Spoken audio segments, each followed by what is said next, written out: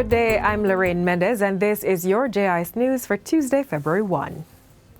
Prime Minister Andrew Holness is calling on all stakeholders to exercise patience in the COVID-19 economic recovery process. Mr. Holness reasons that though there has been incredible signs of recovery, economies across the world have not yet fully recovered. He points to the United Nations World Tourism Organization's survey, which predicts that tourist arrivals could grow to 78% in 2022 when compared with 2021. While expressing optimism of a stronger recovery following the pandemic, the Prime Minister says the economic improvement can only exist in a stable society. It is up to us to be agile and embrace the post-COVID new normal.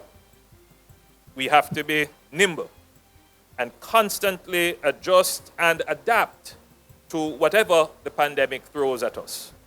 What is clear, however, is that we must cast our eyes to moving beyond the pandemic. Almost 2 years into the pandemic, our populations know what to do to keep themselves safe. They know the protocols, and they have access to vaccines. The balance of responsibility, therefore, now shifts from governments to individuals and families for their own protection.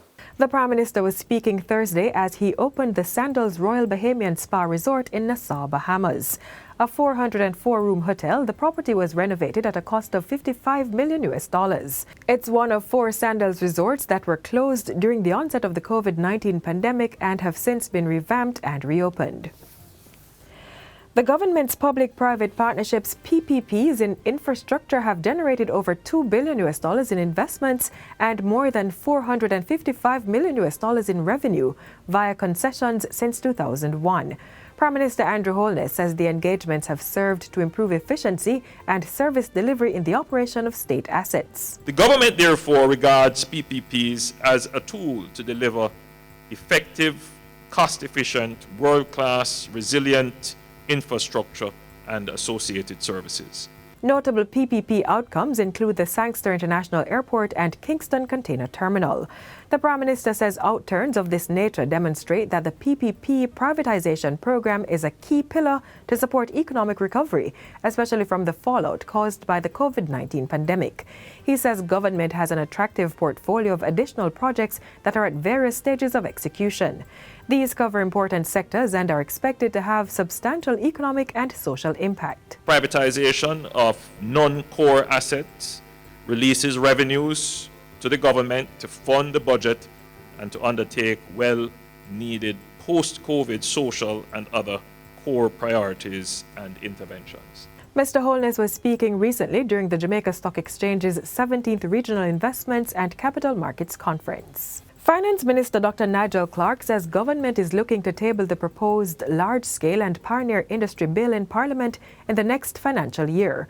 The legislation aims to facilitate investments valued at over $1 billion and is among key priorities being programmed for the upcoming year. We will be making special provisions through legislation to be passed in Parliament or to be tabled in Parliament in the upcoming fiscal year to attract large-scale and pioneer investments in Jamaica of a size greater than $1 billion.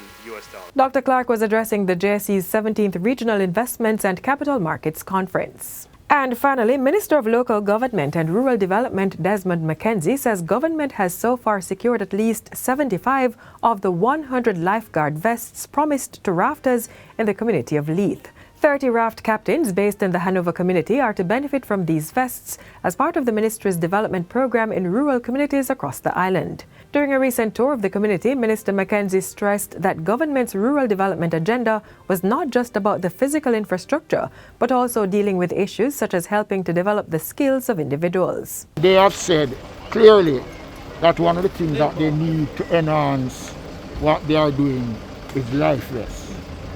We are going to be providing 100 life vests for the rafters here so that they can use that. And that will be done through the Social Development Commission. And we are committed in supporting this effort. He says the ministry is in the process of sourcing the remaining 25 lifeguard vests for the rafters. The minister has further instructed the Social Development Commission to meet with the rafters and develop a program to enhance their skills, while also helping to mitigate the unemployment challenges through consultations with residents in the area. And that's it for JIS News today. I'm Lorraine Mendez. Thanks for watching.